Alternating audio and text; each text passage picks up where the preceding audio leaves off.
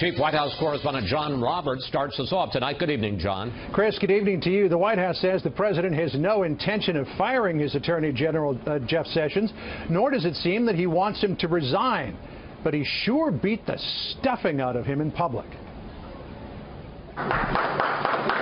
At another event today to highlight American manufacturing, President Trump ignored shouted questions whether he continues to believe in his Attorney General. Mr. President, does Jeff Sessions still have your full support? Thank you, everybody. At the daily off-camera briefing, Principal Deputy Press Secretary Sarah Huckabee Sanders answered for her boss. As the president said yesterday, he was disappointed in the Attorney General Sessions' decision to recuse himself, but clearly he has confidence in him or he would not be the Attorney General. The pronouncement appeared sharply at odds with the bitter public flogging President Trump gave Jeff Sessions in a New York Times interview, proclaiming had he known Sessions would bow out of the Russia investigation, he would never have named him Attorney General. Well, Sessions should have never recused himself.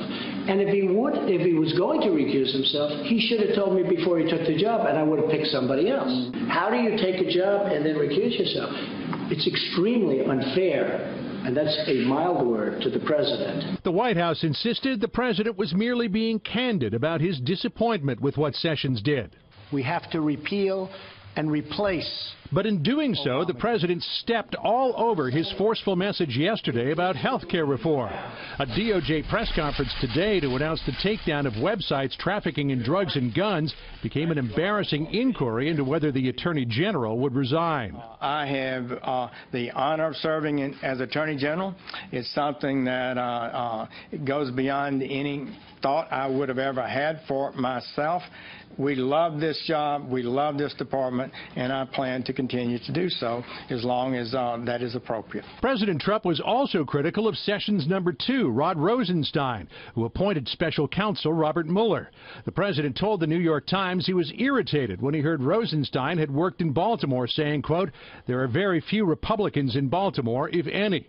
Standing side by side with Jeff Sessions today, Rosenstein brushed off the criticism. I was proud to be here yesterday. I'm proud to be here today. I'll be proud to work here tomorrow. President Trump also appeared to send a sharp warning to special counsel Robert Mueller to keep his nose out of the president and his family's business dealings. Mueller was looking at your finances, your family's finances, unrelated to Russia. Is that a red line?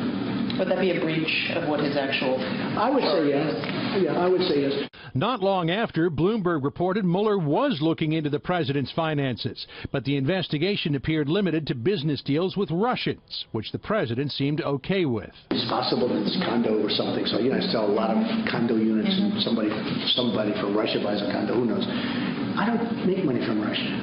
The White House says despite reports that the investigation is now broadened out to include the president's finances, President Trump has no intention of firing Robert Mueller. Whether or not the Attorney General, Jeff Sessions, feels that his relationship with the president is so irreparably damaged that he will have to eventually resign is another matter. And the White House tells me tonight, Chris, the president is having dinner with the New England Patriots owner, Bob Kraft. Chris? Maybe he can get back Kraft's Super Bowl ring from Vladimir Putin. John Roberts at the White House, thank you. Thanks, Chris.